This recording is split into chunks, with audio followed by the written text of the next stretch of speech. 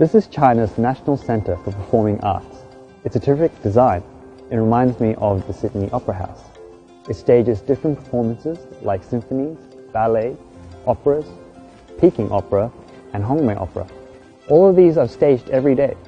But today I'm going to be talking about China's anti-corruption.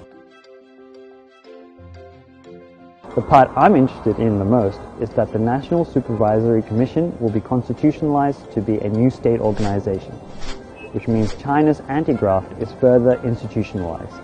As Kevin Rudd, the former Prime Minister of Australia, said, "It's not just a one-off where there is a massive anti-corruption campaign.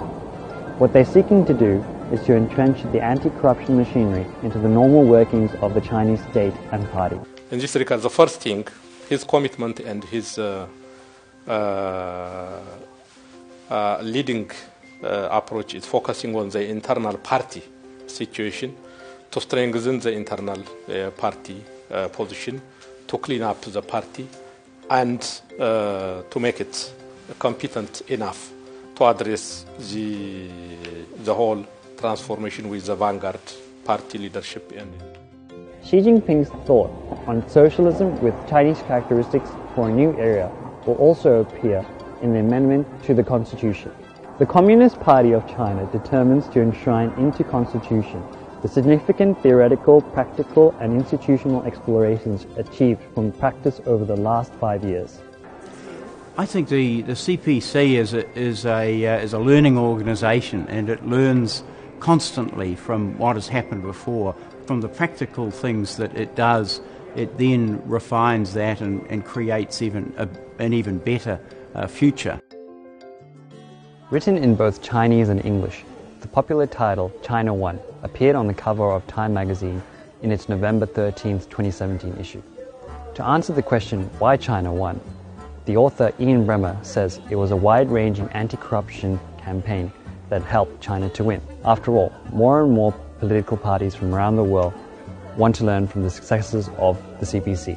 I wish that we all want for our own country so that we have a coherent political and decision-making system that is quick, that is able to make decisions rapidly, but decisions that are properly considered, evidence-based and researched, so that you really impact on the lives of ordinary people. That's who many of us are in government for, so to speak, to try and achieve those kind of results that we can only admire from what the CPC has done in China. Compared with the universal democracy of the electorate, some scholars have turned to study the virtuous politics in China. They say that it is time for the one-person, one-vote election to step down from its altar. China's virtuous political system is more to China than the one-person, one-vote system of the West. David A. Bell is a respected scholar. His book, A China Model, widely makes this view known. What are the advantages? That all the leaders have political experience before they reach the high levels of government. The leaders can take long-term decisions, 5 years, 10 years, and we expect they're going to stick to those. I'm here at the National Museum of China.